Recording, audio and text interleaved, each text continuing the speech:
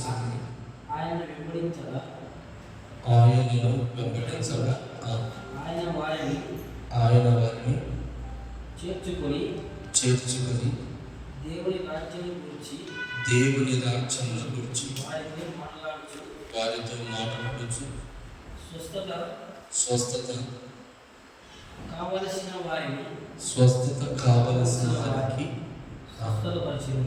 స్వస్థత పరిచి. హల్లెలూయా. మరొక మాట చెప్తూ ఉన్నాను. ఈ సమయంలో జన సమూహము ఆయనను తెలుసుకుని ఏం తెలుసుకున్నారు?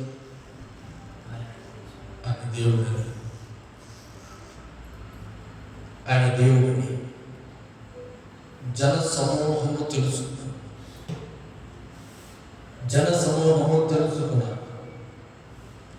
తెలుసుకున్న వారందరూ ఆయన ఏం చేశారంటే వెంబడించారు. ఎందుకు? ఎవరికి ఏం కావాలో అది ప్రభు దగ్గర దొరుకుతుందని వెంబడిస్తూ ఉన్నారు. దేవుని రాజ్యమును కూర్చిన ఆలోచన కలిగిన వారిని వారు ప్రభు వెంటపడ్డారు. గమనించాలి, అందరూ బాగా జాగ్రత్తగా వినాలి. యేసు ప్రభుని ఎందుకు వెంబడించారు? యేసు ప్రభుని ఎందుకు నమ్ముకున్నారు? ఎందుకు ఆయన వెంబడిస్తూ ఉన్నారు? అయితే దేవుని రాజ్యములో నేను చేరాలి అనుకున్న వాళ్ళు యేసయ్య వెంబడి ఉన్నారు. యేసు ప్రభు మాకు కావాలి అనుకున్న వాళ్ళు, ఆయన దేవుడు, ఆయన ద్వారా నేను పరలోకానికి వెళ్ళాలి, మోక్షానికి వెళ్ళాలి అనుకున్న వాళ్ళు, ప్రభువును వెంబడించిన వాళ్ళు కొందరు ఉన్నారు.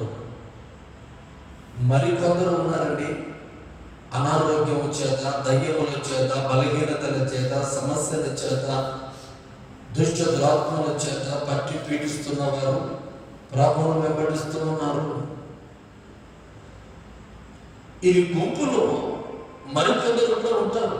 నేను అనుకుంటాను, ఆయన మనల్ని ఆశీర్వదిస్తాడు, ఆహారం పెడతాడు, ఆరోగ్యం ఇస్తాడు, అష్టైశ్వర్యాలు ఇస్తాడు అని వెంబడించిన వాళ్ళు కూడా ఉన్నారు. అయితే ఎవరికి ఏది కావాలో కావలసిన వాటిని ఇచ్చి పంపుతూ ఉంటాడు. హల్లెలూయా. ఈ 40 రోజులు ఏది కావాలి అని ప్రభువుని వెంబడిస్తూ ఉన్నాం. ఆరోగ్యం కావాలని వెంబడిస్తూ ఉన్నావా? యేసు ప్రభువుని దగ్గరికి నేను వెళ్ళాలి, ఆయన మోక్షంలో చేరాలని వెంబడిస్తూ ఉన్నావా? లేకపోతే కుటుంబంలో పిల్లలు బాగుండాలని వెంబడిస్తూ ఉన్నావా? లేకపోతే కుటుంబం అభివృద్ధి పొందాలని వెంబడిస్తూ ఉన్నావా? ఆస్తి ఐశ్వర్యాలు కావాలని వెంబడిస్తూ ఉన్నావా? సకల సంపదలు కావాలని వెంబడిస్తూ ఉన్నావా? గర్భఫలం కావాలని వెంబడిస్తూ ఉన్నావా? ప్రభు అంటున్నాడు, కావలసినది వారికి ఇచ్చి పంపుతూ ఉన్నాడు. చాలా మంది చాలా రకాలుగా ప్రభువును వెంబడిస్తున్నారు, వెంబడించే జనాలు కూడా ఉన్నారు. అయితే ఈ రోజున ఏది కావాలని ప్రభువును వెంబడించు, ఏది కావాలని ప్రభువును వెంబడించు, ఏది కావాలి, ఏది అవసరమని ప్రభువును వెంబడిస్తూ ఉన్నారు.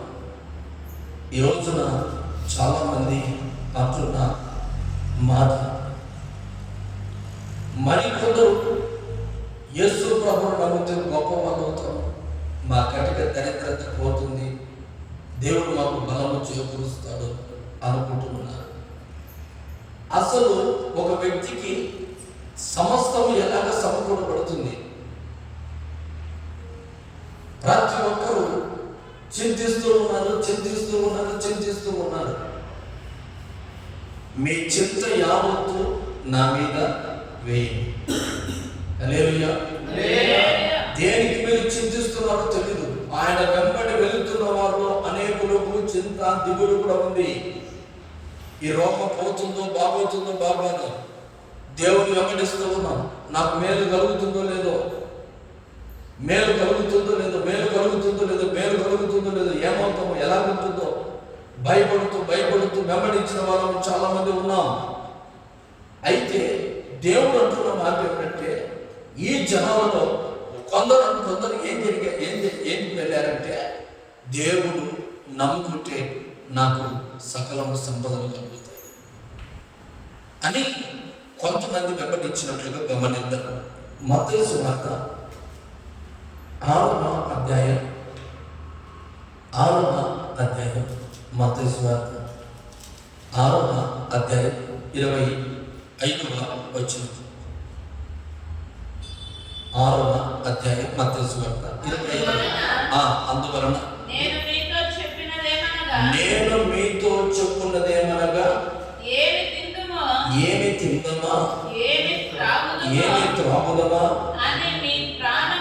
మీ ప్రాణమును గూర్చెనను, ఏమి ధరించుదువో అందుమోని మీ దేహమును గూర్చెనను చింతపడకండి. హల్లెలూయా. మీరు ఏం ధరించుకోవాలా, ఏం కట్టుకోవాలా, ఏం తినాలా, ఎలా బ్రతకాలా, ఎలా సంపాదించాలా, ఎలాగ మేలు పొందుకోవాలా, ఎందుకు చింతపడుతున్నావు?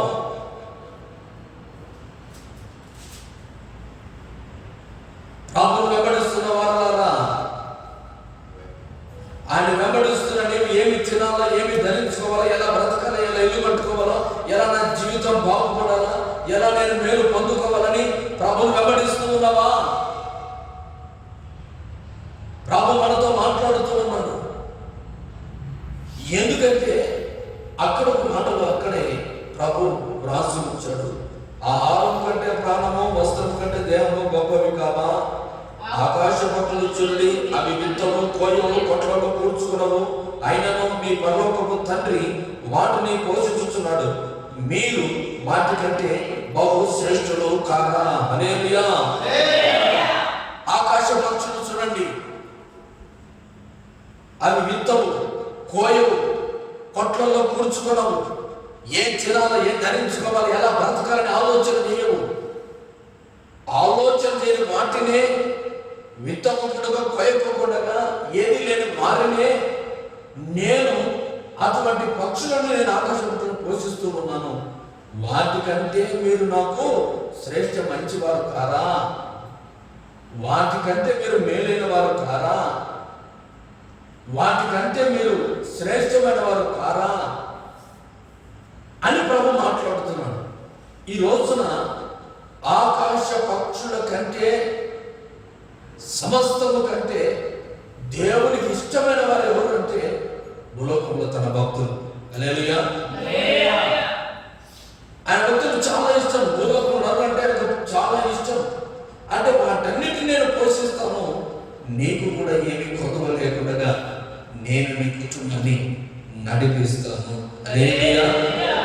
హల్లెలూయా. అవన్నీ మనకు కావాలా? సకల సంపదలు మనకు కావాలా? సకల ఆశీర్వాదాలు కావాలా? ఏం చేయాలి? ఆకాశ పక్షులను పోషిస్తున్నావు కదా, మమ్మల్ని కూడా పోషించు. మేము కూడా పోషించబడాలి, మేము కూడా దీవించబడాలి. ఏం చేయాలి ప్రభు? ఏం చేస్తే మేము దీవించబడతాం? అందరూ అనుకుంటూ ఉన్నారు, మందిరంలో పరిచయం చేస్తాం, దేవునికి దగ్గరగా ఉన్నాం, సౌకు కొనుక్కులకు మాట్లాడుతున్నాం, ప్రభు మనతో ఉంటాడు.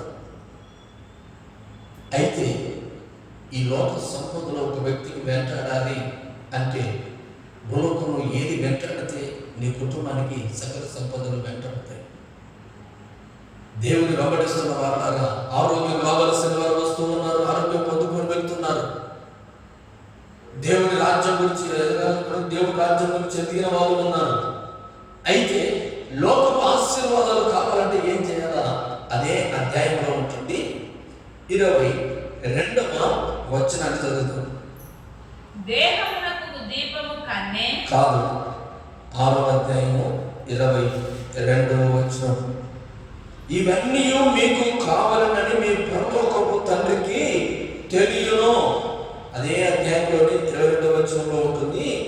ఏమంటే ఇవన్నీ కావాలి అందరికీ కావాలని మన పరలోకపు తండ్రికి తెలుసు. నీకు ఏ సమయానికి ఏ సౌమ్యంలో ఏ ఆశీర్వాదంలో నా పరలోకపు తండ్రికి తెలుసు. ఆయనకు తెలియదని అనుకోబాకు. 22వ వచనం చదువుకోరు కాదు. 6వ అధ్యాయము అపోస్తులకు మత్తయి సువార్త 6వ అధ్యాయము ఈ 32వ వచనం గమనించాలి, క్షమించాలి. 32వ వచనం ఇవన్నీ మీకు కావాలని మీ పరలోకపు తండ్రికి తెలుసు. హల్లెలూయా. 32వ వచనంలో ఉంటుంది, ఇవన్నీ కావాలని నీ పరలోకపు తండ్రికి తెలుసు. నీకు ఏం కావాలో నా పరలోకపు తండ్రికి తెలుసు. ఒకనంటాడు యేసు ప్రభు దగ్గరికి వచ్చి, నేను ఎలాగ తినాలా, ఎలా త్రాగాలి, ఎలాగ జీవించాలి, ఎలాగ ఇల్లు కట్టుకోవాలి, లోక సంపదల గురించి నేను ఏమైపోవాలా, లోకంలో అందరికన్నా పేదవాడిగా ఉన్నాను, నేను ఎలా దీవించబడాలా, నేను ఎలా ఆశీర్వదించబడాలా, ప్రభా నాకు తెలియజెప్పవా, యేసయ్య నాకు తెలియజెప్పవా, నేను ఏం చేస్తే నేను బాగుంటాను, ఎలా ఉంటే దీవించబడతాను అని ఆలోచన కలిగి ప్రభుని వెంబడించిన వాళ్ళ గుంపు ఒకరున్నారు. అయితే వాళ్ళ గురించి ప్రభు ఏం మాట్లాడుతూ ఉన్నాడంటే, ఏ సమయానికి ఏది కావాలో నాకు సమస్తం తెలుసు. నీ పరలోకపు తండ్రికి నీకు ఎప్పుడు ఏ సమయాన్ని బలపరచాలో, హెచ్చించాలో, అభివృద్ధి చేయాలో నా ప్రభుకు తెలుసు. అయితే 33వ వచనంలో, కాబట్టి మీరు ఒక్క నిమిషం నేను చదువుతాను, మీరు ఆయన రాజ్యము నీతిని మొదట వెదకండి. ఏమంటున్నాడు? మొదట ఆయన రాజ్యమును ఆయన నీతిని వెదకండి, అప్పుడు అవన్నీ మీకు అనుగ్రహింపబడును. హల్లెలూయా. రేపటిని గురించి చింతపడకుడి, రేపటి దినము దాని సంగతులను గురించి చింతించును. ఎలాంటి కీడు అలాంటి ప్రభు అంటున్నాడు, మొదటిగా ఆయన నీతిని ఆయన రాజ్యాన్ని వెదకండి. అందుకని యేసు ప్రభు తన బిడ్డల వారందరూ ఎంతో మంది వెంటాడుతూ ఉంటే మొదట ఏం చేశాడంటే ఆయన రాజ్యములో గురించిన సువార్తను ప్రకటించాడు. దేవుని రాజ్యముల గురించిన సువార్తను ఆయన మొదటిగా ప్రకటించాడు. ఎందుకు ప్రకటించాడంటే ఆయన రాజ్యాన్ని ఎవరైతే వెంబడిస్తారో, ఆయన రాజ్యముల గురించిన వర్తమానం ఎవరైతే తెలుసుకుంటారో, ఆయన తెలుసుకొని ఎవరైతే వెంబడిస్తారో, ఈ లోక సంపదలన్నీ నీకు అనుగ్రహించబడు. మొదట ఎలా సంపాదించాలి, ఎలా అభివృద్ధి కానీ, ఎలా కూడబెట్టాలి, ఇది ఆలోచన చేయదండి, ఇది చింతపడకండి. ఎలా నేను పోషించబడాలి, ఎలా నేను సంపాదించాలి, ఎలా కూడబెట్టాలి, ఇది సంపాదించకండి, ఇది మొదట ఆలోచన చేయదండి. యేసు ప్రభు ఉపవాస ప్రార్థనలు ప్రభును వెంబడిస్తున్నాం. ఉపవాస ప్రార్థనలు వెంబడిస్తున్న ఈ రోజున దేని గురించి లోక సంపదల వైపు మీరు ఆలోచన చేయొద్దు. మలేరియా ప్రభావం మొట్టమొదటిగా ఆయన రాజ్యంలో గురించి, ఆ నీతిని గురించి మొట్టమొదటిగా వెదకండి. ప్రభుని వెదకండి, ప్రభు సన్నిధిలో ప్రార్థన చేయండి. ఇవన్నీ కావాలని నాకు ఇవన్నీ మీకు కావాలని నాకు తెలుసు, ఇవన్నీ కావాలని నాకు తెలుసు. అయితే ఇవన్నీ మీకు అనుగ్రహింపబడాలి అంటే మొదటగా దేవుని రాజ్యాన్ని, దేవుని నీతిని వెదకండి. ఇవన్నీ మీకు ఆటోమేటిక్గా మీ వెంట పడతాయి. నేను మీకు అవన్నీ అనుగ్రహిస్తాను. ఈ రోజున దేవుని వెంబడి మనము లేము అంటే లోక సంపదలు కానీ, లోక సౌఖ్యాలు కానీ మన వెంట ఉండదు. ప్రతి ఒక్కరు ప్రభు మాకు ఏదో సమస్య ఉంది, ఏదో ఒక బాధ ఉంది, ఏదో ఒక కన్నీళ్ళు ఉన్నాయి, ఏదో ఒక నిందలు ఉన్నాయి, ఏదో ఒక తండ్రి వీటి నుంచి విడిపించబడాలా, మేము కూడా గొప్పగా దీవించబడాలా, మేము కూడా ఆశీర్వదించబడాలి, మేము కూడా దీవించబడాలా అని అంటూ ఉంటాం. అయితే నేను కూడా ఆశీర్వదించబడాలా, నేను కూడా దీవించబడాలి, నేను కూడా అందరికన్నా ఉన్నతంగా నిలబడాలా అనుకుంటున్నాం. కానీ దేవుని గురించిన, రాజ్యం గురించిన సువార్తను మనం ప్రకటించబోతున్నాం, అది మర్చిపోతున్నాం.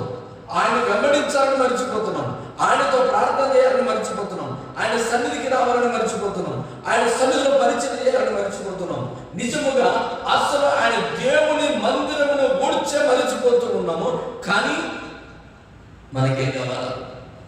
సకల ఆశీర్వాదాలు కావాలి, సకల సంపదలు కావాలి.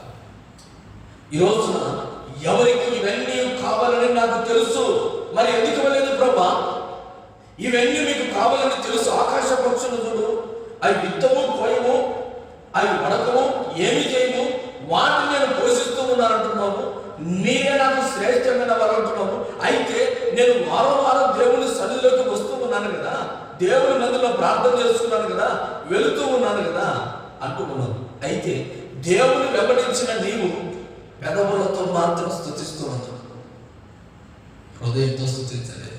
హల్లెలూయా. ఆ స్తుతించేదేందో, అది ప్రార్థన చేసేదేందో మనస్ఫూర్తిగా నిండు మనసుతో ఆయన ప్రార్థన చేయండి. దేవుని మందిరంలోకి వచ్చిన తర్వాత ఇవన్నీ కావాలని నాకు తెలుసు, నన్ను వెతికే వారికి నేను ఇవన్నీ అనుగ్రహిస్తాను. అయితే మీ భక్తిలో ఎక్కడో లోపం ఉంది. మనం ఆరాధించే భక్తిలో ఎక్కడో కొలువుంది.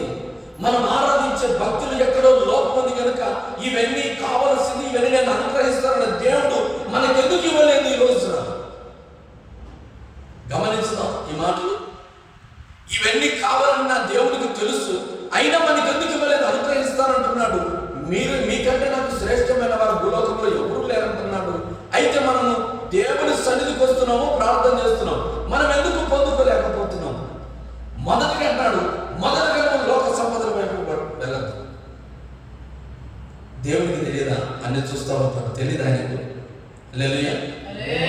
ప్రభుకు ఏమి చూడనా?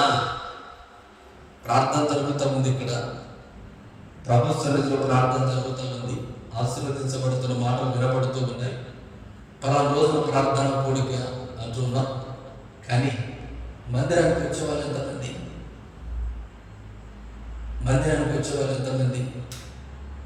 గమనిద్దాం.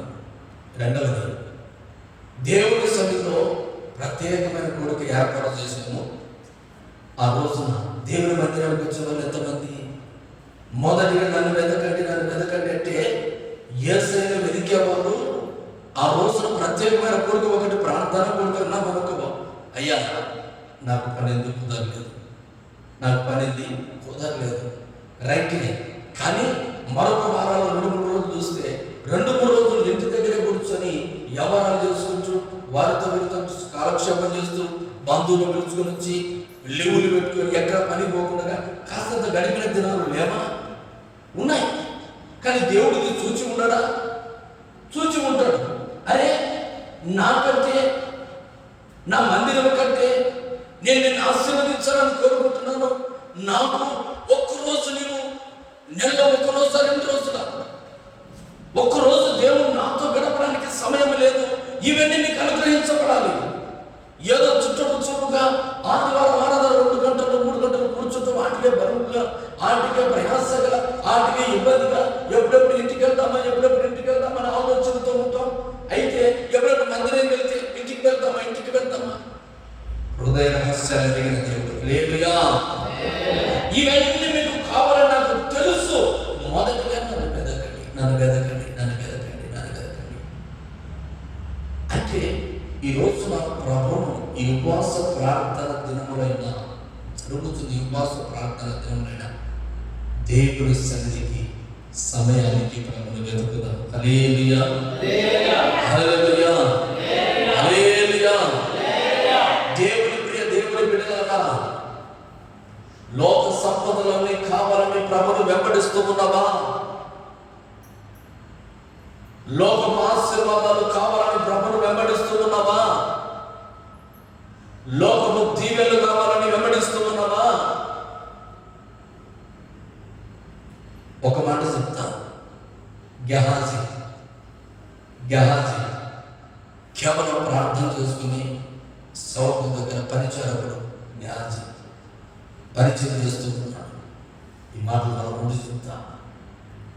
ఒక రోజు ఏం చేశాడంటే, నేను కూడా లోకం వైపు సంపాదించాలని ప్రార్థనలో కూర్చున్న వ్యక్తి ప్రార్థన పక్కకు పెట్టి వస్త్రాల వైపు, బంగారు రథాల వైపు తెచ్చిన నయమాన్ దగ్గరికి పరిగెత్తుకుని పోయాడు. ప్రార్థన పక్కకు పెట్టాడు. ఈ ప్రార్థన ఎప్పుడు ఉండేదే. దైవజనుడు ఎప్పుడు ప్రార్థన చేస్తూనే ఉంటాడు. ఈ దైవజనుడి దగ్గర ఉండి ఎల్లప్పుడూ ప్రార్థనని ఉండి మనసు విసిగెత్తిపోయింది. అయితే ఈ రోజు ఎలాగైనా ఆ సంపదను సంపాదించాలి. ఎందుకు వచ్చాడంటే ఆ దైవజనుడైన ఎలీషా దగ్గరికి నయమాను కుష్ఠుడు వచ్చాడు. సైన్యాధిపతి, సేనాధిపతి వచ్చి తన కుష్ఠులో ఒక బాగు చేసుకున్న తర్వాత బహుమానాలు తీసుకొని వచ్చాడు. ప్రవక్త, ఈ బహుమానాలు తీసుకో అంటే ఈ ప్రక్కన ఉన్న శిష్యునికి బాగా ఆశ కలిగింది. నేను కూడా అది సంపాదించడం లేదు. దైవజనుడు వద్దన్నాడు. ఎలాగో దాన్ని సంపాదించాలి అని ఎప్పుడు ఈయన ప్రార్థన అంటాడు. ఎందుకులే ఈయన దగ్గర ఉండే ప్రార్థన ఉంటుంది ఏముండదని ఆ నయమాను వెళ్తామంటే పరిగెత్తుకుని వెళ్ళి సైన్యాధినేత నయమాను ఆగు, ఇప్పుడే దైవజనుడు ఇంటికి పరిచారకులు వచ్చినారు, అవసరమైనది అంటే చెప్పిన వాటికి రెండింతలు తీసుకుని వచ్చి ఇంట్లో ఉంచుకొని మరలా ప్రార్థన కూర్చున్నారు. దేవుని మందిరాన్ని ప్రక్కన పెట్టి, ఆయన పరిచయం ప్రక్కన పెట్టి, ప్రార్థన పక్కన పెట్టి, ఏది నువ్వు సంపాదించుకోవాలని చూస్తూ ఉన్నావో గెహాజీ దాని ద్వారా నాశనమవుతున్నాడు. హల్లెలూయా. మొదట నన్ను వెతుకున్నాను. ఎలాగైతే ఎలీషాగా ప్రార్థన చేసి ఉంటే అలాంటి బహుమానాలు ఎన్నో వచ్చేవి గెహాజీకి. ఎప్పుడైతే దేవుని సన్నిధిని ప్రక్కన పెట్టి సొంత పనుల గురించి ప్రయాణమై వెళ్తామో, ఇవన్నీ నీకు కావాలని తెలుసు గెహాజీ, ఇవన్నీ నీకు కావాలని నా ప్రభుకు తెలీదా? నీ కుటుంబాన్ని పోషించలేదా?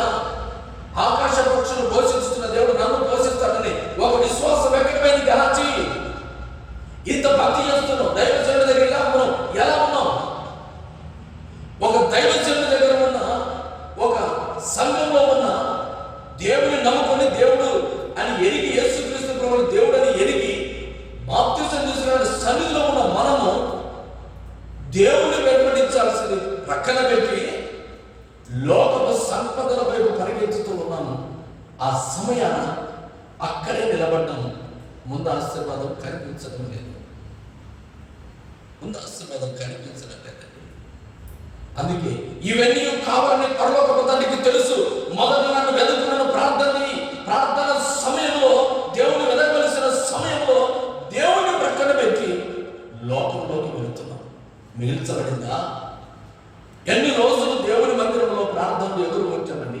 ఎన్ని రోజులు మన మందిరంలో జరుగుతున్న ఉపవాస ప్రార్థన కోరికలు అయితేనేవి, ప్రత్యేకమైన ప్రార్థన కోరికలు అయితేనేవి ఎన్ని రోజులు ప్రక్కన పెట్టాము. ప్రభు చూచి ఉండడా?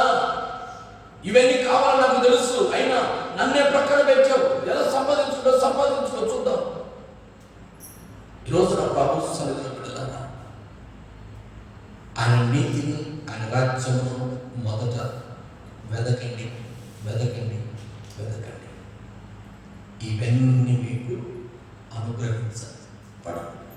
ఏది కావాలో అది నా ప్రభు దయచేస్తాడు. ఏది కావాలో అది ప్రదర్శిస్తాడు. ఏది కావాలో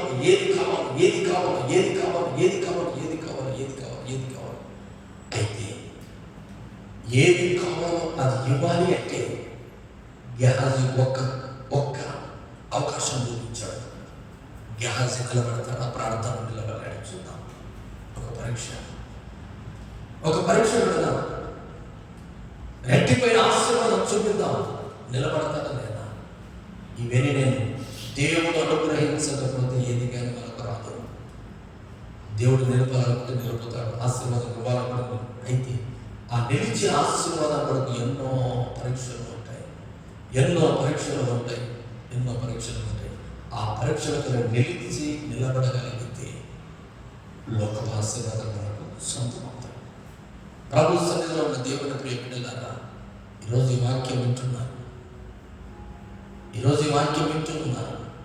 అయితే దేవుని నీతిని, దేవుని రాజ్యాన్ని ఆయనను ప్రక్కన పెట్టి మనం లోక సంపదల వైపు పరిగెత్తామా, మన ఉపవాస ప్రార్థనలు వ్యర్థమవుతాయి. సాయంకాలం పెట్టిన ప్రార్థన, రాత్రి వేళ కనుక సమస్త పనులు ముగించుకొని సమయం 9 గంటల లోపు 8 గంటల లోపు ప్రార్థన మందిరానికి రావడానికి ప్రయత్నం చేద్దాం. వచ్చి ఆ నీతిని రాజ్యాన్ని వెతుకుదాం. అందుకే అంటున్నాడు, ఎవరికి కావలసింది వారికి ఇచ్చి పంపి, స్వస్థత కావలసిన వారికి స్వస్థత ఇచ్చి పంపి. స్వస్థత కావాలా, అలాగే దేవుని రాజ్యం కావాలా, లోక సంపదలు కావాలా. స్వస్థత కావాలంటే దేవుని సన్నిధిలో ప్రార్థన చేస్తే స్వస్థత కలుగుతుంది. స్వస్థత కొరకు, ఆరోగ్యం కొరకు ప్రార్థన అవసరమే. అయితే లోక సంపదలు కావాలి అంటే ఒక ఆప్షన్. లోక సంపదల్ని లోకంలో ఆశీర్వదించబడాలంటే ఒకటి రూల్, ఒక ఆజ్ఞ. దేవునిని, ఆయన నీతిని, ఆయన రాజ్యాన్ని వెతుకు. దేవుని ప్రక్కన పెట్టి లోక సంపదనే కావాలనుకున్నావా, అది నీ యొక్క నిలబడదు. మొదట దేవుని వెతుకు. మొట్టమొదట మొదటి జామున లేచి ప్రభువుని వెతుకో. మొదటి జామున మోకాళ్ళని ప్రార్థన చేయి. మొదటి జామున దేవునికి సన్నిధిలో స్తోత్రాలు చెప్పు, ప్రార్థన చేయి. ఆ తర్వాత తనకి ప్రారంభించు.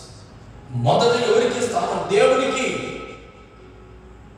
ఆ దేవుని వెతకకుండా మనకు ఆశీర్వాదం నిలబడాలంటే నిలబడదు. అందుకే దేవుని అప్పుడు దేవుని ప్రేమిలాగా దేవుని మందిరమన్నా, ఆయన పరిచయం ఆయన సమస్తాన్ని ప్రక్కన పెట్టి మనం లోకం వైపు పరిగెత్తాము. గ్యాహజీలకు ఏది సంపాదించుకోలేము. లేదా ఆయన పరిచర్య, ఆయన ప్రార్థన, ఆయన సన్నిధి నేను అనుభవిస్తాను అని తీర్మానం చేసుకున్నావా? ఇవన్నీ నీకు కావాలని నా దేవునికి తెలుసు. తెలిసిన దేవుడు సమయానికి ఇవన్నీ ఇచ్చి మనల్ని ఆశీర్వదించును గాక. హల్లెలూయా. ఈ అమూల్యమైన మాటలు మన విడిపిడిలో నీరు కట్టి ఫలించును గాక. అందరూ మోకాళ్ళు నిలబడదాం, చిన్న ప్రార్థన చేసుకుందాం. అందరూ మోకాళ్ళు నిలబడదాం, చిన్న ప్రార్థన చేసుకుందాం. అనేక మోకాళ్ళు నిలబడదాం, చిన్న ప్రార్థన చేసుకుందాం.